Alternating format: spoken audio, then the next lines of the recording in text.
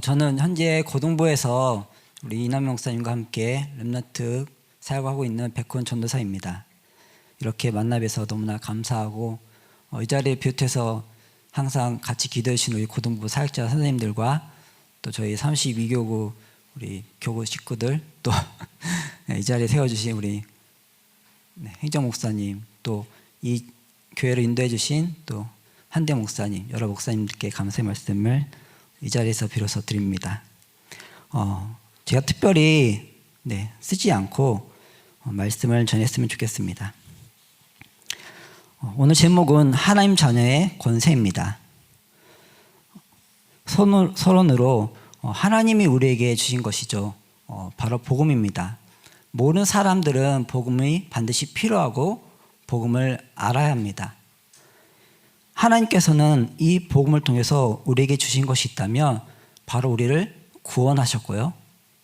또 우리에게 하나님 만나는 길을 열어주셨고 사단을 이기는 왕으로서 그리스도를 우리에게 보내셨습니다.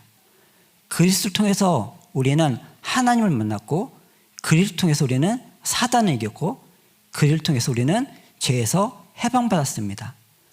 그 그리스도께서 우리 위해서 십자가에 죽으심으로 우리는 영원한 죄와 저주와 사망 가운데서 해방받아 참된 자유를 누리는 하나님 자녀의 신분 가운데 거하고 있는 줄 믿습니다. 그 그리스도께서 나와 지금 함께하고 있죠. 우리는 어떻게 살아야 되냐? 바로 하나님과 함께해야 됩니다. 그것이 모든 성도에게 받은 가장 큰 은혜이고 가장 큰 축복일 것입니다. 하나님이 지금도 나와 함께하고 있고 하나님이 영원히 나와 함께하실 것이며 하나님과 함께하는 이 축복이 모든 민족에게 모든 사람들에게 전달되는 것이 바로 우리가 붙잡고 살아가야 될 축복인 줄 믿습니다. 우리는 이미 하나님과 함께하고 있죠. 하나님 이미 내 안에 있습니다. 그 하나님과 함께 우리는 숨쉬고요. 우리는 하나님과 함께 걸어가고요. 우리는 하나님과 함께 일하고 우리 렘넌트는 하나님과 함께 공부합니다. 저는 학부모님께 가끔 이런 말씀합니다.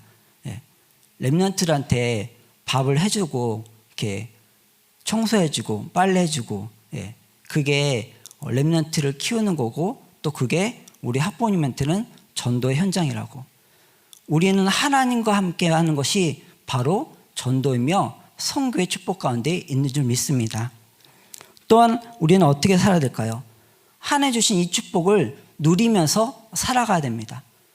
이미 여러분들은 구원받았고 하나님이 내 안에 있기 때문에 이 하나님과 함께하는 삶을 누리면서 살아가시면 됩니다. 하나님이 이미 나에게 주신 축복을 가지고 기도하시면 되고요. 하나님과 함께하는 이 축복을 가지고 다른 사람에게 전달하시면 되고요. 하나님과 함께하는 이 축복을 가지고 모든 것을 해나가시면 반드시 그 축복 가운데 하나님이 함께하심이 증거되는 시간표가 반드시 있을 줄 믿습니다. 우리 렘넌트들이 학업을 하면서 공부하면서 때로는 어려워하고요. 때로는 낙심하기도 하고요. 때로는 좌절하기도 하고요. 때로는 포기하기도 합니다. 제가 렘넌트들한테 그런 말을 많이 합니다. 너 하나님 형상이야. 너 머리 나쁠 수가 없어. 너 기도해. 너의 머리에 놓고 손을 얹고 정말로 하나님 주신 신분을 가지고 너를 축복하면서 기도해라. 우리는 이미 하나님의 축복을 하나님과 함께하는 그 축복을 가지고 있습니다. 그렇다면 이것을 가지고 우리는 살아가게 되어 있고요. 이걸 가지고 우리는 전달하게 되어 있습니다. 이 생명이 나로 말미암아 땅끝까지 온 유대와 사마리아와 땅까지 이 복음이 증거되는 것이 하나님의 소원이며 하나님이 우리를 부르신 목적인 줄 믿습니다. 첫 번째입니다. 모든 문제에 실상이 있다면 다른 것이 아니라 영적인 배경이죠. 사단은 지금도 존재합니다. 사단은 지금도 활동하고 있습니다. 사단은 지금도 사람들을 넘어뜨리고 속이고 있습니다. 실제로 무당 형장에 가보거나 불신자를 만나보거나 세상에 많은 사람들을 만나보면 실제로 사단에게 잡혀 있다는 것을 우리는 보게 됩니다. 저는 개인적으로 신학원 강남 저희 청소년 신학원에서 이렇게 목사님과 함께 렘넌트 사역하고 있는데요. 저의 한 바람이 있다면 이 렘넌트들과 함께 현장을 가는 것입니다. 그래서 이 렘넌트들이 정말로 불신자 현장을 봐봤으면 좋겠어요. 왜 불신자들이 망하고 있는지, 왜 불신자들이 사단한테 속고 있고 넘어지고 있고 사단이 들려서 악신이 들려서 고생하고 있고 기진하고 있고 결국 사단의 종으로 살고 있는 것을 우리 렘넌트들이 꼭 봤으면 좋겠습니다. 정말로 세상에 많은 사람들이 사단에 속고 있고요. 넘어지고 있고 또 넘어진 상태로 인생을 방하고 있습니다. 이것은 실제이며 실제로 존재하는 현장의 역사입니다. 모든 문제의 원인이 있다면 다른 것이 아니죠. 하나님을 떠난 것입니다. 우리가 하나님을 떠나서 방황하고 사단의 종으로 살다가 무너져서 지옥 가야 될 인생이지만 하나님께서 우리를 구원하시기 위해서 그리스도를 보내셨고요. 그 그리스도를 말미암아 우리가 죄에서 해방받은 줄 믿습니다. 저희 집안은 굉장히 우상이 심했던 집안입니다. 저희 할아버지께서 한 달에 한 번씩 돼지 머리를 갖다 놓고 제사를 드리셨었어요. 그래서 그 제사를 드리시면서 저희한테 막 절을 하라고 하고, 절을 안 하면 막 욕을, 막 이렇게 화를 내시고요. 근데 그 할아버지께서 하셨던 일이 뭐였냐면, 사람들이 이렇게 죽잖아요. 그러면은 그분들은 이제 땅을 묻어야 되니까 저희 할아버지께서 묘자리를 봐주는 일을 하셨었습니다. 근데 그날도 저희 할아버지께서 그 사람들 이제 묘자를 봐준다고 이제 산에 올라가셨다가 구르신 거예요. 구르시면서 넘어지셨는데 하필이면 그 나뭇가지가 인중에 딱 박히셔가지고 그 자리에서 이제 즉사를 하셨었어요. 그 할아버지가 그렇게 돌아가시 나니까 가정이 이제 무너지기 시작하는 거예요. 저희 할머니도 이제 당뇨병 때문에 발가락부터 다리가 썩기 시작하고요. 저희 고모는 암으로 돌아가시게 되고 또 친척들이 이혼을 하고 헤어지고 갈라지더라고요. 저는 그때 잘 몰랐습니다. 이상하게 한 달에 한 번씩 이제 제사를 드리는데 처음에 가족들 모이면 다들 이렇게 하하호 이제 잘 놀아요. 그러다가 딱 제사를 드리고 나면 그때부터 싸우기 시작하는 거예요. 나 왜 싸우지 싶었는데 그다음 또 이제 또 제사를 드리면 또 모이잖아요. 그럼 또 잘 모여요. 잘 놉니다. 그리고 또 제사를 드리고 또 막 싸워요. 그게 바로 영적인 사실이고 영적인 배경인 것이죠. 실제로 많은 사람들이 그 영적 배경 속에서 무너지고 있고 영적 배경 가운데 섰고 있습니다. 그래서 결국 영적 상태가 어떻죠? 나 중심으로 살 수밖에 없고요. 결국은 성공 중심으로 살아갈 수밖에 없습니다.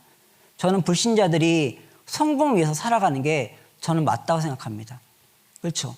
불신자들이 자기밖에 모르는 게 사실은 맞아요. 왜죠? 하나님을 떠나서 인간은 하나님의 영이 함께하지 않습니다. 저들이 육신이 됨이니라. 육만 남아있어요.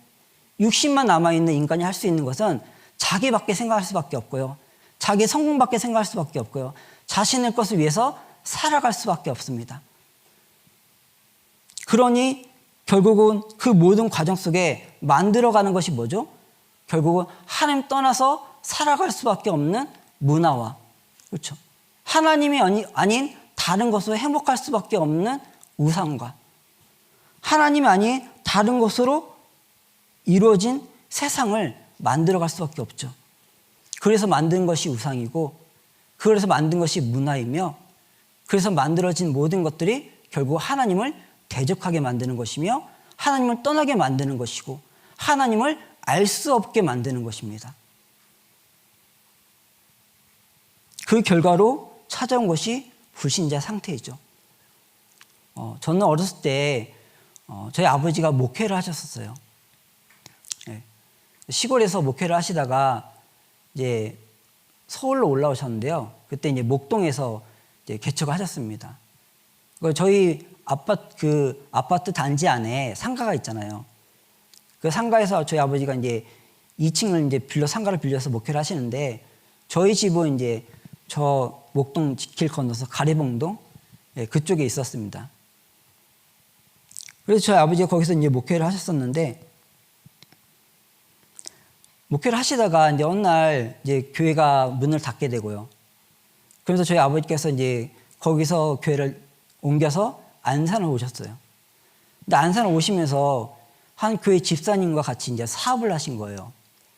그때 한참 맥반석 이렇게 유행했었거든요. 뭐 휴게소를 가더라도 다 맥반석, 뭐 오징어 이런 거 팔고요. 저희 아버지가 그때 이제 집사님과 함께 맥반석 그 원자 무슨 찜질방 그걸 하셨었어요. 그러니까 저희 집도 이제 빚을 내서 하고요.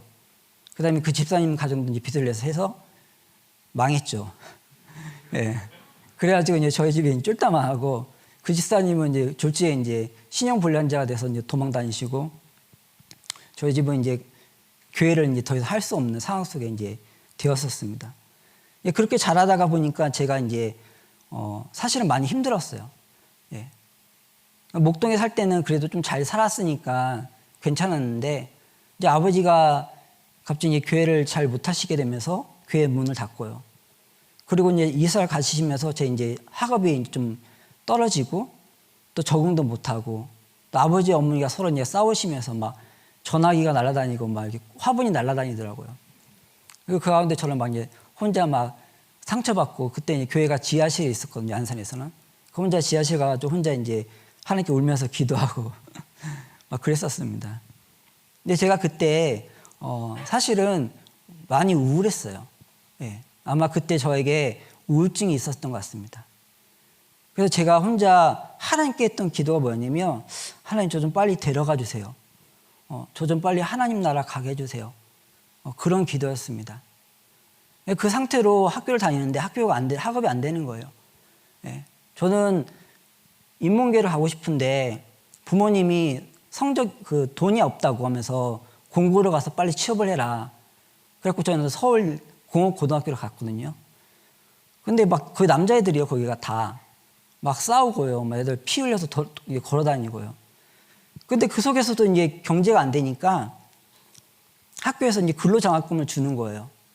그래가지고 그걸 받아서 이제 학업을 하는데 유 목사님 한번 예를 드신 적이 있을 거예요. 학생들 이렇게 불러놓고 뭐 로타리 클럽 같은 데에서 이제 장학금을 준다고. 제가 한번 거기에 불려간 적이 있었거든요. 굉장히 큰 회관이었는데 동그란 이제 식탁 갖다 놓고 이제 식사를 하고 하면서 이제 애들을 불러요, 학생들을. 제가 이제 그 학생들 가운데 한 명이었거든요. 가서 이제 그걸 받았죠. 받고 돌아오는데 제 마음에 너무나 우울한 거예요. 내가 왜 이렇게 도움을 받으면서 살아야 될까? 그리고 졸업을 해서 대학교에 가는데 또 학비가 없는 거죠. 그러니까 나라에서 장학금을 받을 수 있는 학교를 찾아서 학교를 다니다가 결국은 그 학교를 이제 자퇴를 하고 취업을 했습니다. 결국 이제 취업을 하고 한 3년 있다가 결국 이제 군대에 갔죠. 제가 이 말씀 드리는 게 뭐냐면, 제 상태가 사실은 하나님을 믿고 있었지만 저의 상태는 불신자 상태하고 똑같았어요. 실제로 하나님이 믿어지지 않았고요. 실제로 기도가 되지 않았습니다. 실제로 하나님과 함께하고 있었지만 하나님과 함께하고 있다는 사실을 잊어버리고 살았고요. 그러다 보니까 교회를 떠났습니다. 그래서 불신자처럼 살았어요. 불신자와 함께 어울리면서 마셔라 하고 살았습니다. 유 목사님 말씀하셨잖아요. 그래도 교회를 떠나면 안 된다고. 그래서 제 교회를 떠난 거였어요. 그러니까 제 삶이 무너지고요. 제 상태가 무너지고요.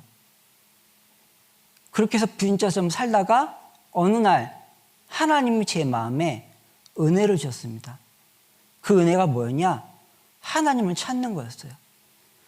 그래서 저는 하나님을 찾고 싶은 마음으로 신학교를 갔습니다. 사실은 신학교에 가려는 마음은 아니었어요. 근데 하나님을 찾을 수 있는 방법을 몰랐어요. 교회도 오래 다녔고 아버지가 목사님이니까 아버지한테도 물어보고 기도원도 많이 다녔습니다. 근데 하나님을 찾을 수 없었어요. 그때 제 마음에 그러면 신학교를 가보자 하고 제가 혼자서 집에서 기도하고 있는데 저희 이모가 저를 부르시는 거예요. 제가 신학교 간다는 얘기를 듣고 그때 저희 이모가 안산에 있는 예전교회 권사님이셨어요. 저보고 합숙이 있는데 합숙 한번 가보라는 거예요. 그게 뭔데? 그랬더니 꼭 가보래요. 가고 제가 그때 처음으로 제 생애 처음으로 복음을 들었습니다. 그리고 저희 이모가 소개해준 데가 바로 RTS였어요. 그래서 이제 RTS 신학교를 가면서 하나님의 은혜 가운데 신학교를 다니게 되었습니다. 저는 신학교를 다니면서 처음에 한 4년 동안 정말 많이 울었어요. 네.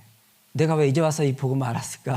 이런 생각도 들고 제 과거에 내가 왜 그렇게 속고 살았을까? 많은 생각이 들었습니다.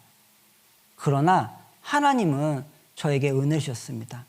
그리고 하나님을 믿게 하셨고 하나님을 만났고 하나님과 함께하는 신앙생활이 어떤 것인지를 다시 알게 하셨습니다. 두 번째입니다. 모든 문제를 해결하신 예수 그리스도죠. 하나님은 우리를 위해서 예수 그리스도를 십자가에 못 박혀 죽이심으로 우리에 대한 자기의 사랑을 확증하셨다 하셨습니다. 이게 하나님의 사랑이죠. 하나님은 우리를 위해서 모든 것을 희생하셨습니다.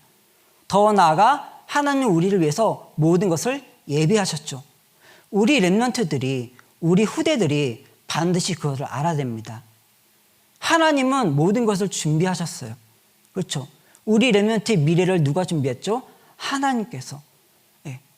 저도 자녀가 있고 아이가 3명이 있습니다. 제 아이의 인생을 제가 책임질 수 없어요. 제가 유아유치 사역을 한 4년 동안 했었는데 아이들이 되게 천방지축이잖아요. 제 아이도 그렇지만. 그러니까 얘네들 데리고 교회에서 합숙을 하는데 걱정이 되는 거예요. 예. 얘네가 지나가다 넘어지면 어떡하지? 어떤 여자애가 실제 넘어져 이빨이 빠졌어요. 부러진 거죠. 다행히 이제 저희 부서는 아니었는데 걱정이 되는 거예요. 얘네들 어떻게 합숙을 할까? 괜히 막 4박 5일 동안 합숙을 해야 되는데 합숙을 하는데 이제 뭐 어떤 애는 뭐 자다가 오줌 싸게 싸고 막 그러잖아요. 근데 제가 이제 막 하루 이틀 막 기도를 하는데 어느 날 하나님 제 마음에 이런 마음을 주시는 거예요. 네가 염려하지 마라. 기도해라. 제 마음속에 하나님 그 마음을 주셨어요. 그리고 기도했습니다. 여러분도 그러실 거예요.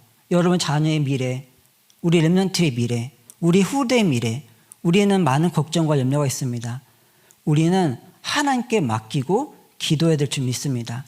하나님께서 분명히 우리 렘넌트를 통해서 세계복음화를 이루어 나가실 것입니다.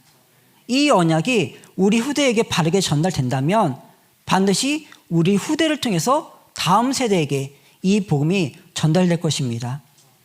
저희가 지금 11월 달부터 이제 예배 시간이 바뀝니다. 모든 주일학교 부서가 오전 10시 예배를 드려요. 말들이 많죠. 근데 전 마음에 이런 생각을 하고 이런 기도를 합니다.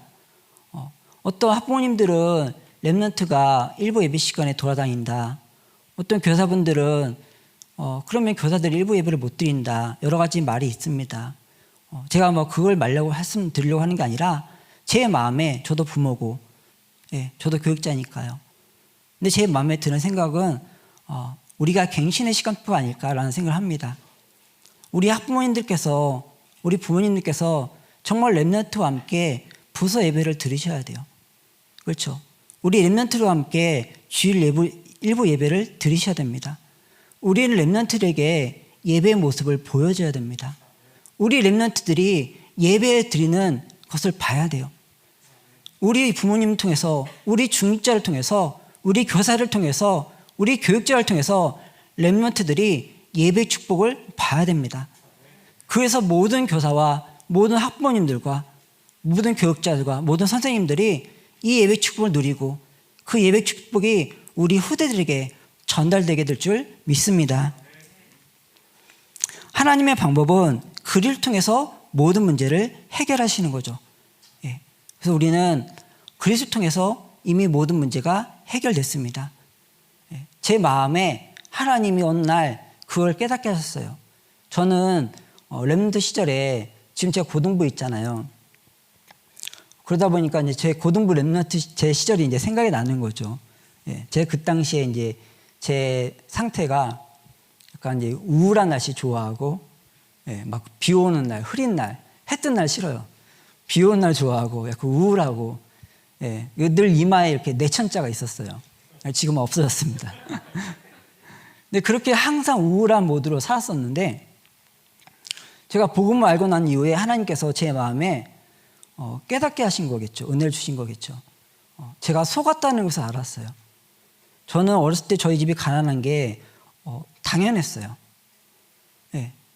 저는 늘 공부 못하고 늘 자존심이 낮고 네. 늘 우울한 그 상태에 있는 게 저는 그게 당연하다고 생각했어요. 저희 아버지가 사실은 키가 크시거든요. 예. 몇 분들 가끔 이제 지나가면서 그런 얘기를 해요. 넌 지금까지 뭐 먹고 왜 이렇게 못 컸냐. 근데 제가 그 당시 때 정말로 저희 집이 너무 가난해가지고 뭐 라면 사 먹는 돈 그런 것도 별로 없었어요. 근데 하나님이 저에게 은혜 주신 게 뭐였냐면 하나님은 이미 나에게 모든 걸 주셨는데 우리는 그걸 놓치고 있구나. 하나님은 나를 위해서 모든 걸 예비하셨는데 우리는 그것을 구하지 않고 있구나. 많은 렘넌트들이 지금도 속고 있습니다. 많은 렘넌트들이 상처받고 있어요. 많은 렘넌트들이 갈등하고 있습니다. 아니에요. 하나님이 이미 모든 것을 예비하셨고 이 모든 것을 주셨습니다. 우리는 하나님께 구하면 되고요. 그렇죠? 우리는 하나님께 간구하면 됩니다. 하나님께서 분명히 우리 기도를 지금 듣고 계십니다.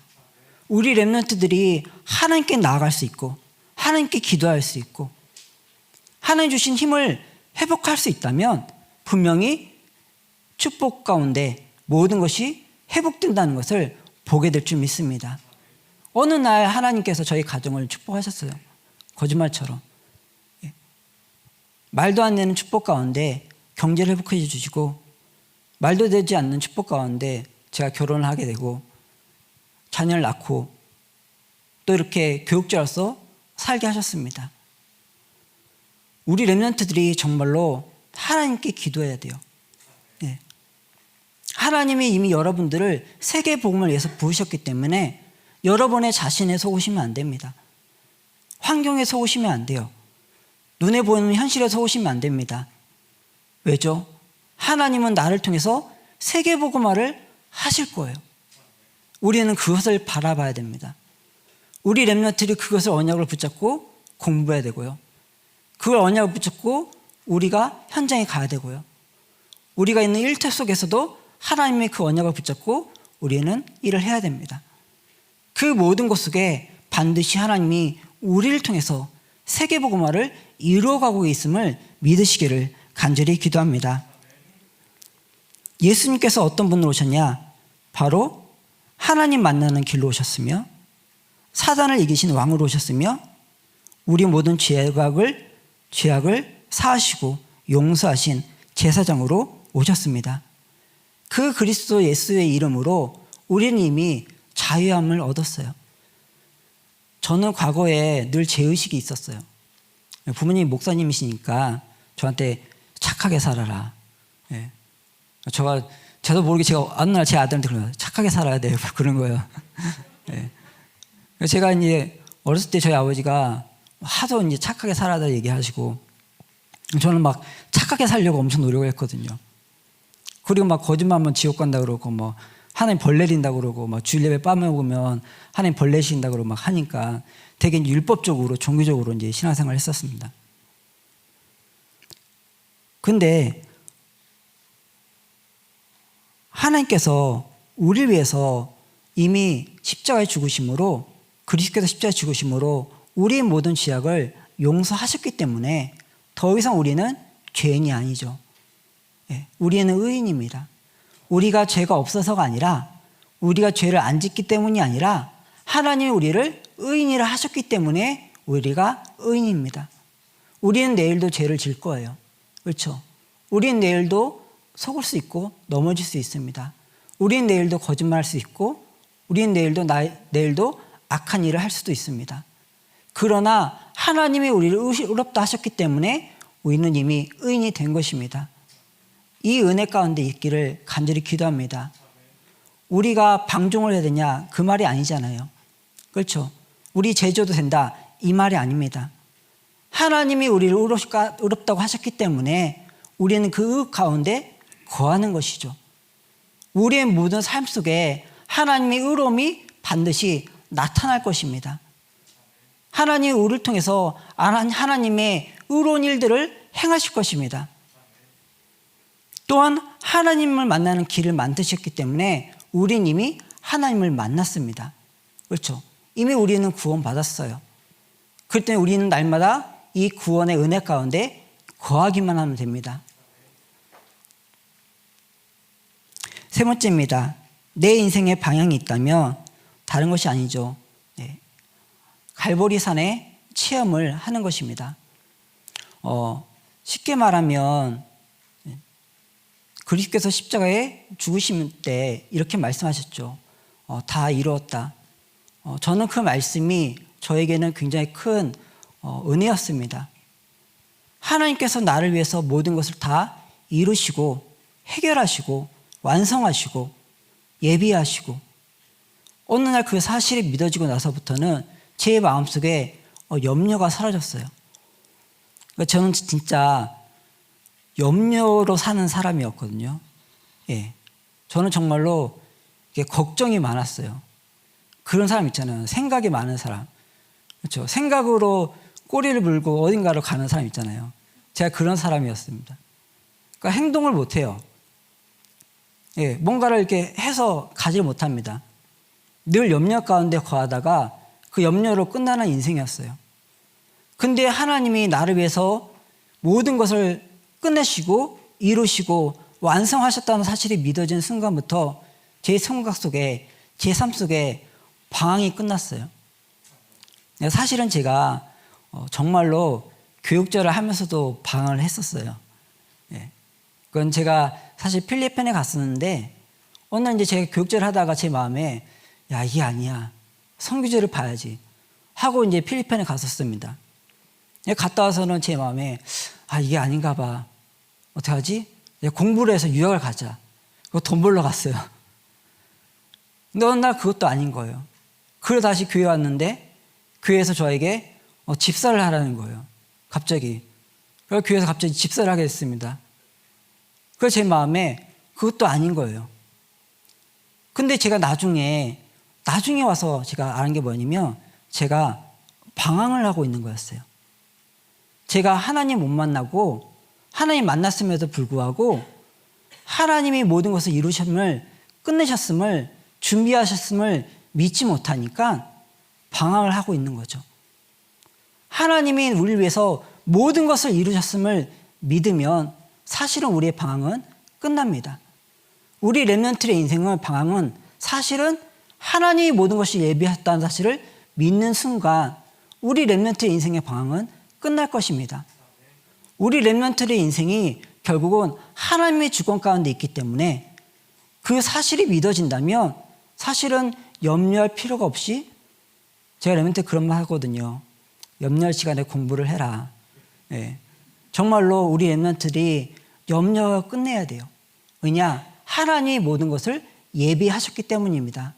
이 사실이 믿어지기를 같이 기도해 주기를 당부드립니다. 그리고 갈만산 체험이죠. 하나님께서는 우리를 통해서 세계복음화를 이루실 것을 약속하시고 지금 우리와 함께 하십니다. 이 하나님의 나라가 우리의 배경이고 그 세계복음화가 우리의 미션이에요. 결국 우리 렘넌트들이 공부하는 이유도 세계복음화를 위해서 공부하는 것이고 우리 중직자분들이 현장에서 업을 하시는 이유도 결국은 세계복음화를 위해서 업을 하시는 거죠. 아무것도 아닌 것 같은데 그렇죠. 우리의 작은 그 동기, 우리 작은 그 목적이 바뀌는 순간 우리의 모든 것이 세계복음화와 연결되고 세계복음화에 쓰임받아요. 저는 고등부에서 사역하면서 정말로 감사합니다. 우리 선생님들께서 렘넌트를 위해서 이렇게 기도하고 함께 하시는 것에 너무나 감사해요. 또한 많은 교육자분들과 또 많은 중직자분들이 이 교회를 함께 이끌어 가시는 것에 너무나 감사를 드립니다. 결국 그 목적이 뭐죠? 세계복음화입니다. 저는 더 나가서 우리 렘넌트들께 이런 부탁을 합니다. 유 목사님이 말씀하시는 1천만 전도제자, 유 목사님이 갖고 있는 비전 아니냐? 너의 세계복음화는 뭐냐? 기도하자. 너는 어느 나라에 선교를 하고 싶니? 너는 어느 나라에 있는 선교사님을 후원할 거냐? 너는 몇 명의 선교사를 파송하고 몇 개의 지교회를 세울 수 있겠냐? 그것이 얼마나 너에게 언약이냐? 우리 모든 성도들과 우리 모든 중직자들과 우리 모든 교육자들 또한 그 세계복음화가 우리의 세계복음화 되기를 간절히 기도합니다. 하나님은 결국 우리를 통해서 마가다락방의 체험을 약속하셨습니다. 제가 이 자리에 서기 전까지도 행정 목사님께서 그런 미션을 주셨어요. 약속 붙잡고 기다리며 하나님의 시간표가 일어나셨습니다. 저 또한 그 언약을 붙잡고 기도하고 있습니다.